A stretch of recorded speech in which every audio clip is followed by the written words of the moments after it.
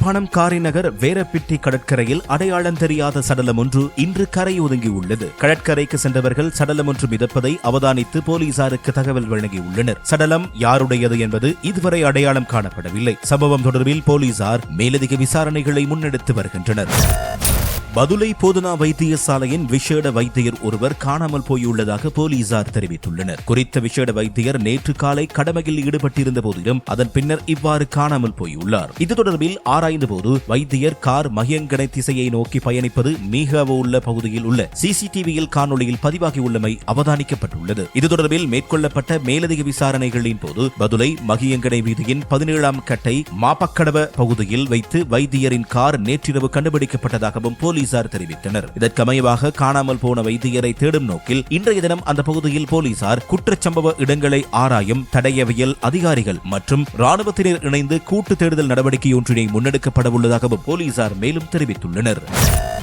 பொது சுகாதார பரிசோதகர்கள் சங்கம் இன்று காலை 8 மணி முதல் நாடளாவிய ரீதியில் கடுமையான தொடர்ச்சியான தொழிற்சங்க நடவடிக்கையில் ஈடுபட தீர்மானித்துள்ளது. கட்டுநாயக்க பண்டாரநாயக்க சர்வதேச விமான நிலையத்தின் சுகாதார அலுவலகத்தில் இடம்பெறும் சட்டவிரோத செயல்களுக்கு எதிர்ப்பு தெரிவித்தமையினால் பொது சுகாதார பரிசோதகர்கள் PH மிகஸ்தினியை இடமாற்றம் செய்யப்பட்டமைக்கு எதிர்ப்பு தெரிவித்து இந்த தொழிற்சங்க நடவடிக்கையில் ஈடுபடுவதாக அவர்கள் அறிவித்துள்ளனர். இந்த சிக்கல் குறித்து ஏற்கனவே அதிகாரிகளுக்கு தெரிவிக்கப்பட்டிருந்த போதிலும் சுகாதார அமைச்சு இதுவரை எந்தவித தீர்வையும் வழங்க நடவடிக்கை எடுக்க என அந்த சங்கம் தெரிவித்துள்ளது. இதற்கமைய சங்கத்தின் செயற்குழு தீர்மானத்திற்கு அமைவாக நாளை முதல் நடைமுறைக்கு வரும் வகையில் நாடு தழுவிய ரீதியிலும் நாடு முழுவதும் உள்ள அனைத்து பொது சுகாதார பரிசோதகர்கள் மற்றும் நிர்வாக பொது சுகாதார பரிசோதகர்களினால் நிர்வாகத்திற்கு வழங்கப்படும் அனைத்து வகையான தரவுகள் மற்றும் அறிக்கைகளை வழங்குவதற்கு முற்றாக இடைநிறுத்துதல், அனைத்து வகையான தரவு அமைப்புகளையும் புதுப்பிப்பதை இடைநிறுத்துதல், இந்த காலப்பகுதியில் கிடைக்கப்பெறாத எந்த ஒரு தரவும் மீண்டும் ஒருபோதும் தரவு அமைப்புகளில் புதுப்பிக்கப்பட மாட்டாது எனவும் பொது சுகாதார பரிசோதகர்கள் சங்கம் அழுத்தமாக அறிவுறுத்தியுள்ளது. PH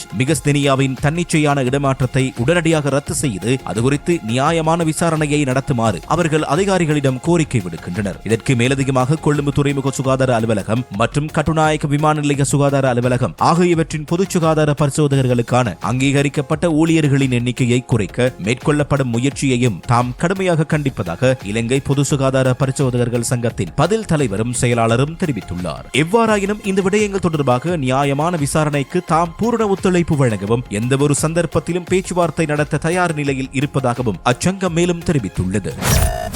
2026ஆம் ஆண்டின் இதுவரையான காலப்பகுதியில் நாட்டிற்கு வருகை தந்த வெளிநாட்டு சுற்றுலா பயணிகளின் எண்ணிக்கை 14,50,000 கடந்துள்ளது. அதற்கமைய ஜனவரி மாதம் 1ஆம் தேதி முதல் ஆகஸ்ட் மாதம் 18ஆம் தேதி வரை நாட்டிற்கு வருகை தந்த சுற்றுலா பயணிகளின் எண்ணிக்கை 14,68,980 பதிவாகியுள்ளதாக சுற்றுலா அபிவிருத்தி அதிகார சபை தெரிவித்துள்ளது. இதனிடையே ஆகஸ்ட் மாதம் 1ஆம் தேதி முதல் 18ஆம் தேதி வரை வருகை தந்த சுற்றுலா பயணிகளின் எண்ணிக்கை 1,25,562 எனவும் அந்த சபை குறிப்பிட்டுள்ளது. ஆகஸ்ட் மாதத்தில் இதுவரை வருகை தந்துள்ள சுற்றுலா பயணிகளின் அதிக அளவானோர் இந்தியாவில் இருந்தே வருகை தந்ததுடன் அவர்களின் எண்ணிக்கை 27,884 அதிகரித்துள்ளது. இரண்டாவது அதிக அளவிலான சுற்றுலா பயணிகளில் பிரித்தானியாவில் இருந்து வருகை தந்துள்ளனர். இதன்படி இந்த ஆகஸ்டில் 13,980 பேர் பிரித்தானியாவில் இருந்து வந்துள்ளனர். மூன்றாவது அதிக அளவிலான சுற்றுலா பயணிகள் பிரான்சில் இருந்து வருகை தந்ததுடன் அந்த எண்ணிக்கை 8,776 ஆகும். இதனிடையே ஆண்டின் இதுவரையான காலப்பகுதியில் அதிக அளவான சுற்றுலா பயணிகள்